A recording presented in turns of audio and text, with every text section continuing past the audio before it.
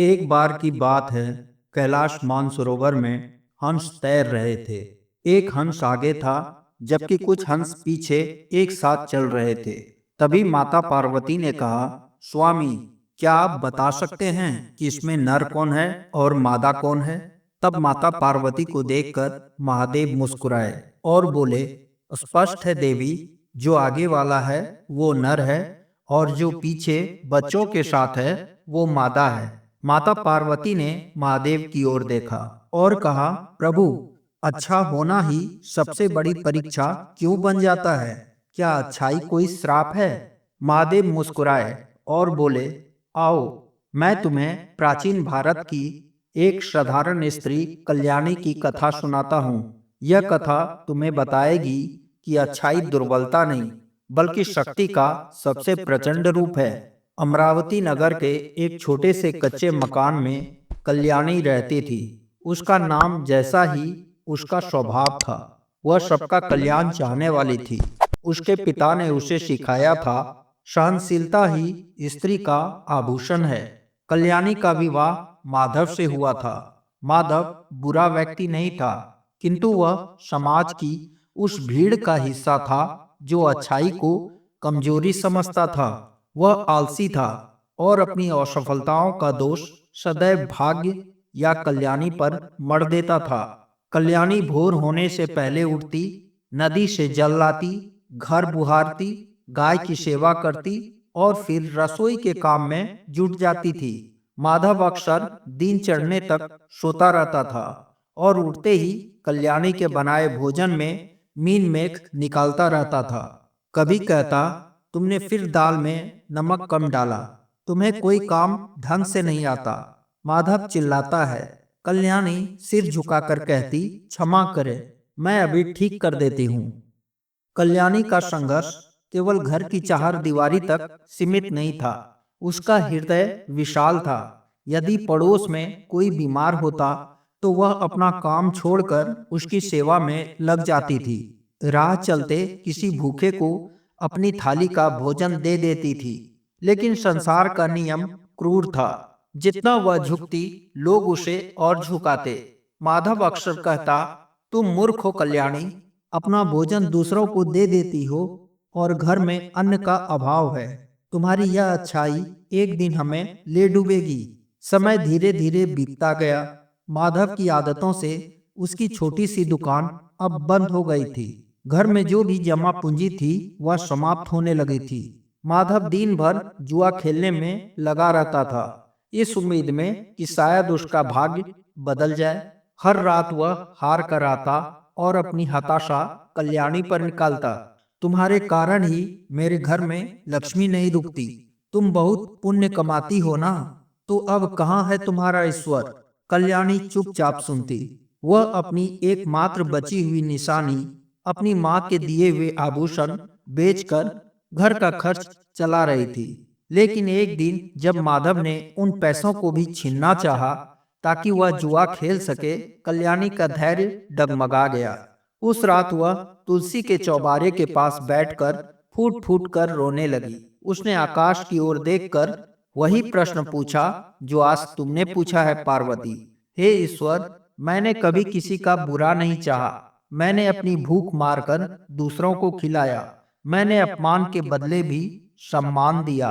तो फिर यह परीक्षा क्यों? क्या मेरा अच्छा होना ही मेरा अपराध है? यदि मैं भी माधव की तरह स्वार्थी होती तो क्या मैं खुशी नहीं होती? कल्याणी टूट चुकी थी। उसे लग रहा था कि उसकी अच्छाई ने उसे खोखला कर दिया है। महादेव क्षण भर के लिए रुके। उन्होंने पार्वती की ओर देखा और कहा, उमा, मनुष्य की यह सबसे बड़ी भूल है कि वह अच्छाई को व्यापार समझ लेता है। वह सोचता है, मैं अच्छा हूँ तो मेरे साथ अच्छा ही होना चाहिए। कल्याणी भी इसी द्वंद में थी। उस रात कल्याणी को नींद नहीं आई।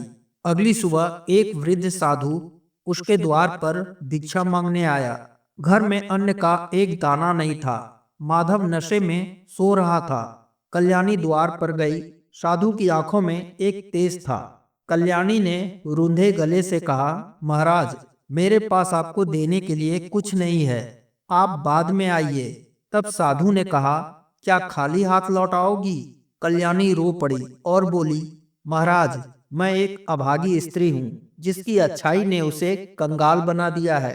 मैं सच कहती हूँ, मेरे घर के हालात बहुत ही खराब हैं। घर में एक फूटी कौड़ी नहीं है और ना ही अन्न का एक दाना है। मैं विवश हूँ। साधु ने करुणा से कल्याणी को देखा और कहा, बेटी, नदी जब बहती है तो क्या वह इसलिए बहती है कि कोई उसे धन्यवाद दे? वह बहती है क्योंकि उसका बहना स्वभाव है। जिस दिन नदी ने सोचा कि चट्टानें उसे रोक रही है, वह सूख जाएगी, पर यदि वह चट्टानों से टकराकर रास्ता बनाना सीख ले तो वह सागर बन जाएगी। साधु ने उसकी आंखों में झांका। तुम्हारी पीड़ा यह नहीं है कि तुम अच्छी हो, तुम्हारी पीड़ा यह है कि तुम अपनी अच्छाई का मूल्य दूसरों की प्रशंसा या उसके व्यवहार से तय कर रही हो। शक्ति वह नहीं जो प्रहार करे, शक्ति वह है जो प्रहार सह कर भी अपना मूल स्वभाव ना छोड़े, किंतु अन्याय को भी स्वीकार ना करे। जागो, अपनी करुणा को अपनी ढाल बनाओ, अपनी बेड़ी नहीं। रोकर कमजोर मत बनो, रास्ता निकालो। साधु चले गए, लेकिन कल्याणी के भीतर एक ज्वालामुखी फट पड़ा। उसे समझ में आ गया कि उसे क्या करना था। अच्छाई परीक्षा इसलिए बनती है ताकि वह ममता से ऊपर उठकर तेज बन सके। अगली सुबह कल्याणी बदली हुई थी। उसने घर का काम किया, लेकिन उसकी चाल में थकावट नहीं थी, दृढ़ता थी। जब माधव उठा और पैसों के लिए चिल्लाया तो कल्याणी ने अपना सिर नहीं झुकाया।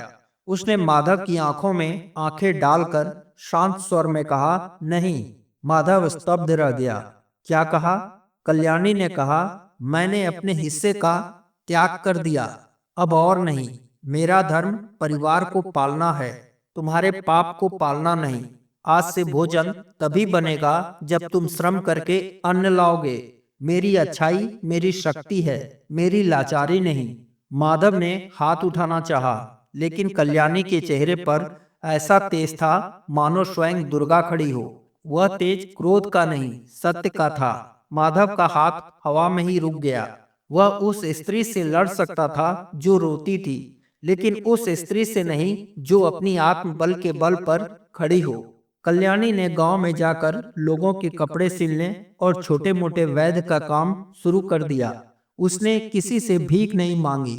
उसने अपनी सेवा का मूल्य निर्धारित किया।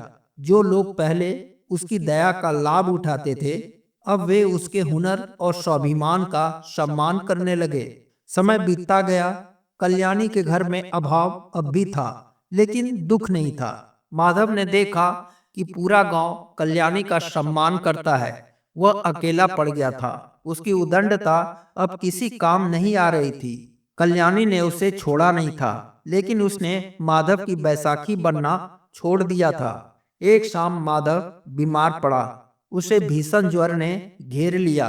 उसके जुआरी मित्र उसे छोड़कर भाग गए। उस समय वही कल्याणी, जिसे वह इतना कोसता था, पूरी रात उसके सिरहाने पर बैठी पट्टियां बदलती रही। सुबह जब माधव की आंख खुली तो उसने देखा कि कल्याणी दीपक जला रही है। माधव रो पड़ा। उसने कहा, कल्याणी, मैंने तुम्हें इतना दुख दिया, फिर भी तुम मेरी सेवा कर रही हो, क्यों? कल्याणी ने मुस्कुराकर कहा, क्योंकि यह मेरा स्वभाव है माधव। मैं सेवा इसलिए नहीं करती कि तुम इसके लायक हो, बल्कि इसलिए करती क्योंकि यही मैं हूँ। मैं अपनी अच्छाई तुम्हारी बुराई के कारण क्यों त्यागूं? लेकिन याद रखना, यह सेवा है, समर्पण नहीं।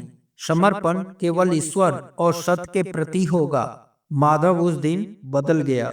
उसे समझ में आ गया कि जिस अच्छाई को वह कल्याणी की कमजोरी समझता था, वही वह शक्ति थी जिसने तूफानों में भी इस घर को टूटने नहीं दिया। कल्याणी की परीक्षा समाप्त नहीं हुई थी। जीवन संघर्षमय ही था, लेकिन अब वह पीड़ित नहीं थी, विजयी थी। उसने जान लिया था कि अच्छा होना सबसे बड़ी परीक्षा इसलिए है क्योंकि ईश्वर चाहता था कि हम कांच ना बने जो चोट लगने पर टूट जाए, बल्कि हीरा बने जो तरासे जाने पर और अधिक चमके। महादेव ने कथा समाप्त की और कहा, पार्वती, जब कोई व्यक्ति अच्छा होता है तो प्रकृति उसे सबसे कठिन परिस्थितियां देती है, इसलिए नहीं कि उसे दंड देना है, बल्कि इसलिए कि उसकी अच्छाई उसकी आदत न रहे, बल्कि उसकी आत्मा की शक्ति बन जाए। कल्याणी की परीक्षा ने उसे एक साधारण गृहिणी से शक्ति स्वरूपा बना दिया। उसे स्वयं पर विश्वास हो गया कि उसका सुख दूसरों के व्यवहार पर निर्भर नहीं है।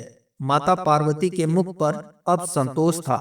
उन्होंने हाथ जोड़कर कहा, समझ गई प्रभु, अच्छाई वह अग्नि है जो जलाती नहीं, बल्कि अशुद्धियों को भस्म कर शुद्ध सोना बना देती है। तो बस आज के लिए इतना ही।